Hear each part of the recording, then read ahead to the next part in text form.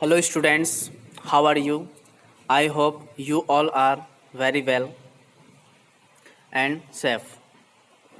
So today we will talk about ideas that have helped mankind,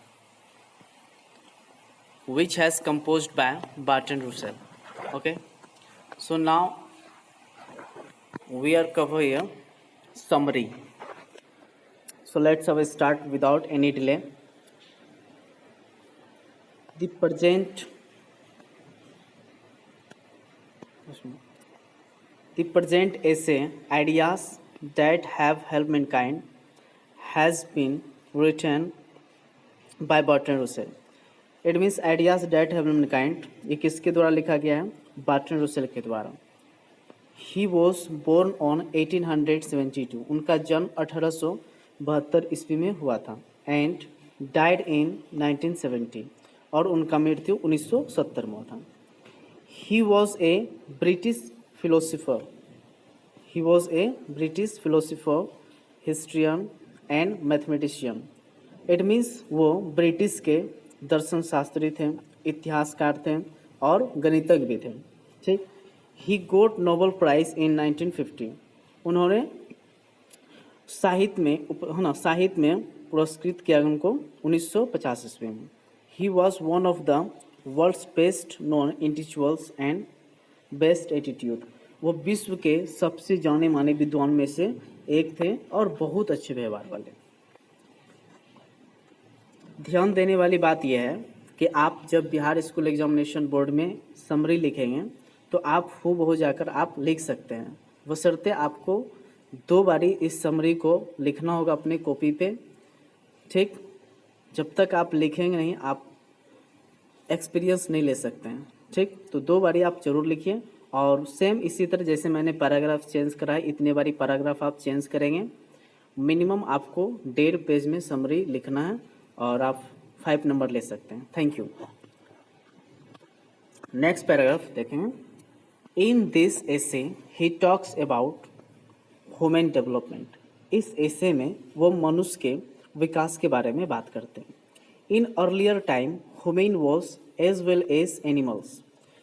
अगर हम देखें तो पहले के समय में मनुष्य एक जानवर की तरह होते थे. ठीक है. In some time they become less like animal. परंतु कुछ ही समय में जानवर से लोग मनुष्य में कन्वर्ट हुए धीरे धीरे. उसमें से एक थे होमो सैपियंस, जो मानव जाति में 7वें रूप में आए थे. ठीक है. Human should help when they come to know more. मानव जाति का मदद किया जा सकता है और हम करेंगे कब? जब वो ज़्यादा से ज़्यादा जानने को इच्छुक होंगे ना, ज़्यादा से ज़्यादा जानने की इच्छा रखेंगे तब. When they learn to enjoy a great diversity of experiences and when they more friendly one another. और मानव जाति का तब मदद किया जा सकेगा जब वो ज़्यादा से ज़्यादा अनुभव ले पाएंगे और तब जब वो दूसरे से बिल्कुल हूबहू रहेंगे, फ्रेंडली रहेंगे तब. चलिए नेक्स्ट पैराग्राफ देखते हैं हम लोग.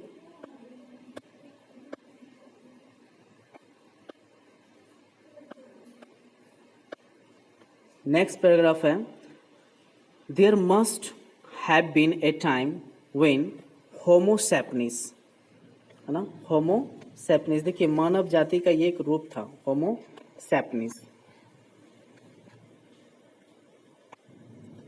वॉज वेरी रेयर है ना स्पेसीज. मतलब कि अगर हमारे पूर्वज की हम बात करें तो उसमें होमो सैपियंस पहले थे जो अपने अनुभव को बताते हैं. वो लोग जंगल में रहते थे, केव्स में रहते थे और जंगली जानवरों से बहुत डरते थे. और डरने के कारण वो लोग क्या करते थे, सोने से पहले चारों तरफ आग जला देते थे. ठीक है. In earlier days our forefather lives in jungles, caves but afraid of wild beasts because of having difficulty in, है ना, securing नोसमेंट.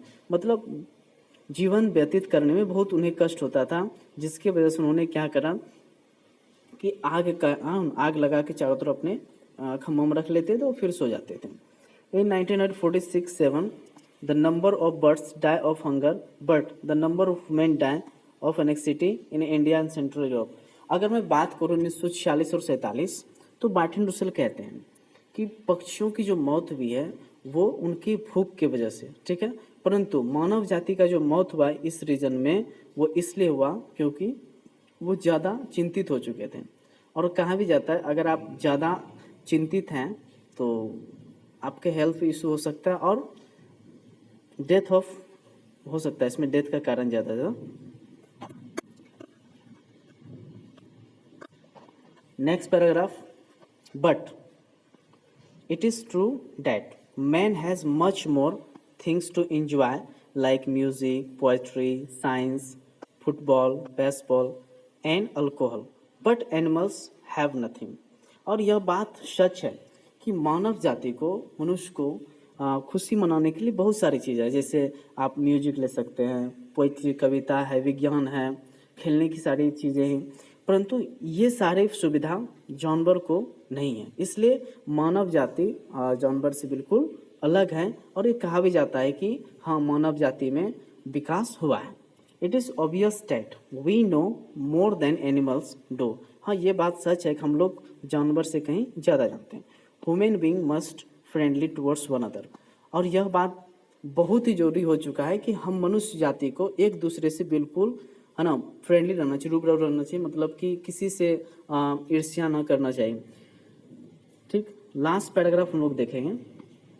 It is not known that, है ना, फायर वॉज फर्स्ट, है ना, it is not that fire was first और language, but fire was cheaply used for keep away of wild beasts and cook food. ये बात नहीं कहा जा सकता और नहीं जाना जा सकता है कि भाषा पहले आया है या आग। ठीक है, हमारे बार्टन रूसेल जो सर हैं वो भी बहुत कंफ्यूज्ड हैं। उन्होंने साफ कहा है कि इट इज़ नॉट अननोन, ये हम बता नहीं सकते कि भाषा का आविष्कार पहले हुआ फायर का, आग का। परंतु हाँ, इतना हम कह सकते हैं कि हमारे पूर्वज आग का प्रयोग जंगली जानवरों को दूर करने के लिए करते थे। बट इसी में हुआ क्या, एक बार हमारे पूर्वज ने एक बच्चे को डांट दिया, जिस बच्चे के हाथ में पीसेस ऑफ मीट थे और उस बच्चे ने उस मीट को आग में फेंक दिया। तो जैसे उस व्यक्ति ने आग से मीट को बाहर निकाला तो उन्होंने पाया कि बहुत अच्छा लग रहा है इसका टेस्ट, और तब से उन्होंने क्रोकरी का काम स्टार्ट कर दिया। इट मीन्स खाने का लोग पकाकर खाना शुरू कर दिए। नेक्स्ट लाइन देखेंगे, the last of the great prehistoric invention was the art of writing. अगर मैं बात करूं इतिहास में तो सबसे लास्ट टाइम जो स्टेप लिया गया था वो था राइटिंग का, लिखने का। Like speech develop gradually but in China the last step was never taken. ठीक है, जैसे हम लोग लिखते हैं और आ लिख सकते हैं, ABCD अल्फ़ाबेट लिखते हैं, तो ये सारी चीज़ें हमारा आर्ट ऑफ राइटिंग में आता है। परंतु ऐसा कहा जाता है चाइना ने आज तक अपने किसी भी चीज़ को नहीं बदला है, चाहे भाषा हो, चाहे उनका हैंड राइटिंग्स हो, मीन्स उन्होंने अपनी सिविलाइजेशन को चेंज नहीं करा है। आशा करता हूँ कि आपको समझ में आया हो, तो आप कमेंट में ज़रूर लिखें। Good, okay.